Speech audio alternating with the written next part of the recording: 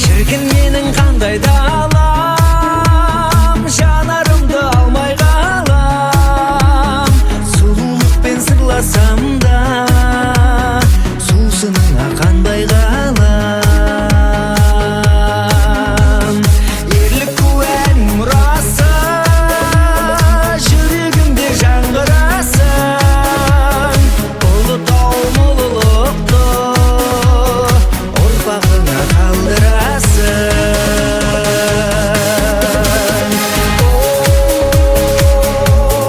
Туған жер, нұр далам, өзіңді сағынар бір бала. Осындай әсем табиғаты бар жерді қалай Ұлытау демейсің? Ұлытаудың табиғатының сұлулығында тылсым күш бар, тылсым сыр бар. Ұлытау тарихтың куәсі. Кішкене ғана бұтақтың тамыры терең болмаса, дауылға шыдамайды. Сол сияқты болашақ ұрпақ та өзінің туған елінің, туған жерінің, Ұлытауының тарихын білмесе, болашағы бұлыңғыр. Құрметті ұлытаулықтар, құрметті Ұлытау жастары, туған жерімізді, туған елімізді, Ұлытауымызды аялап сүйіспеншілікпен қарайық және туған жеріміздің патриоты болайық. Мектебіміздің өзін-өзі басқару ұйымы сіздерге биыл салынған ауданымыздағы кішігірім архитектуралық кешендерді таныстыратын болады. Ендеше кеттік.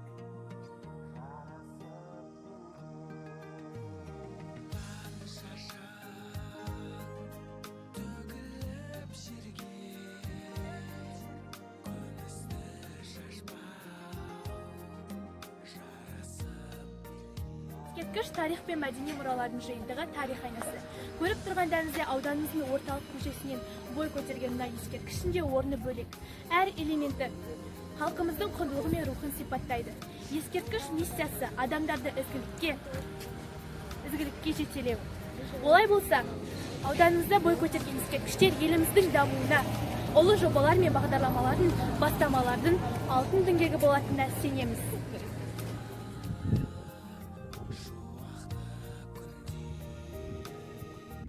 Алтын адам ең алғаш рет 1969 жылы Есік қорғанынан табылған. Оның үстіндегі киімдерін 4000-ға жуық алтын әшекеймен безендіріліп жасалған. Алтын адамның Қазақстанның азаттық символына айналған және де оның төбе бөркіндегі қанатты пырақтарының бейнесі ел таңбамызға енгізілген.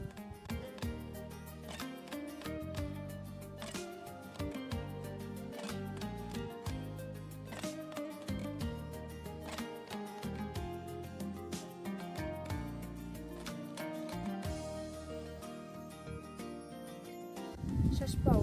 Қыз келіншектер шашына тағатын сәндік әшекей бұйым.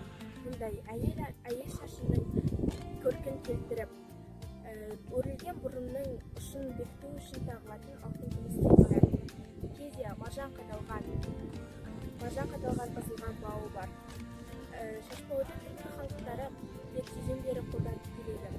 Оның жасалу және әшекейлеу әдістеріне қарап, үзбелі шашпау және шашақты шашпау деп топтастыруға болады.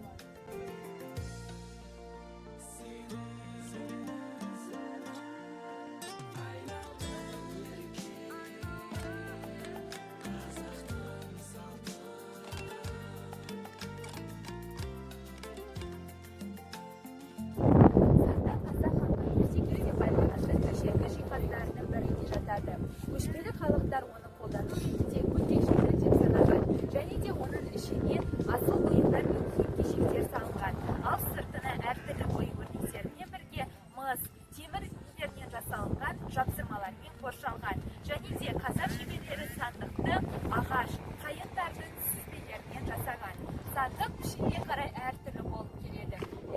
кішкентай сандық және де үлкен сандық болып, кіші сандықтар олар 30-60 сантиметрді құраса, үлкен сандықтар 60-120 сантиметрді құрайды.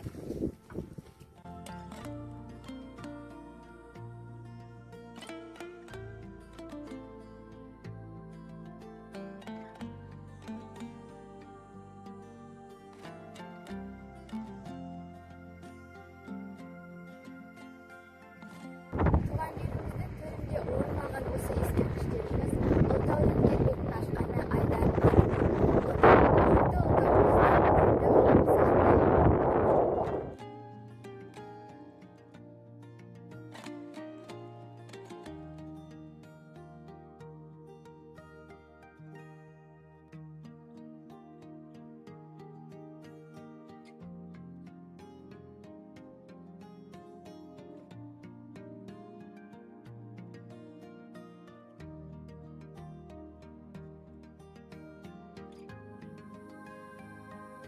Қазақ халқында ұлар құсы киелі әрі қасиетті құс ретінде саналған.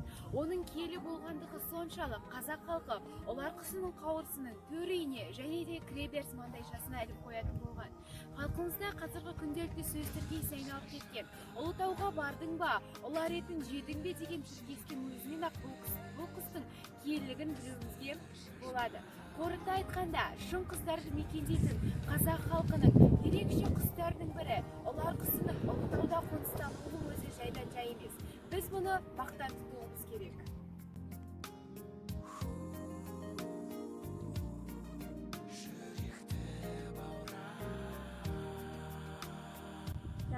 мерзімсіз баспасөз басы көркемдік әдеби ғылыми практикалық араб тілінен аударылғанда болған мағынасын білдіреді.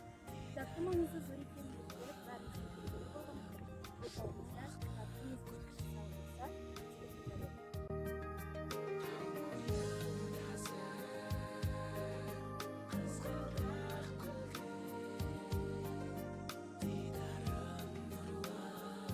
Жасатов 1919 жылы Ұлытау өңірінде дүниеге келген ең алғашқы ұшқыш. 1943 жылы Ұлы Отан соғысында ержүректілік көрсетіп қаза тапты. Серікбай атамыз жанып жатқан ұшақты жау әскеріне қарай бағыттаған. Осындай батырларымыздың ескерткіштері ауылымызда өркендей түсуде.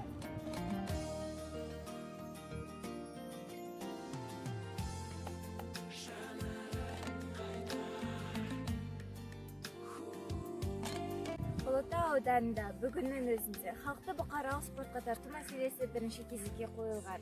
Күні кеше құрылысы аяқталған үлкен спорт кешенінде осы мәселені жеңуге сеп болмақ. 2017 жылы Ұлытау ауданында үлкен спорт кешені салынған болатын. Және де ол құрылыс тоқтап қалмай 2020 жылы жалғасын тапты. Яғни осы жылы үлкен спорт кешенінің жалғасы стадион салынған болатын. Бұл стадионда қазірдің өзінде жастар спортқа дайындықты бастап кеткен. Алдағы уақытта осы стадионда үлкен жеңістердің куәгері боламыз деген ойдамыз.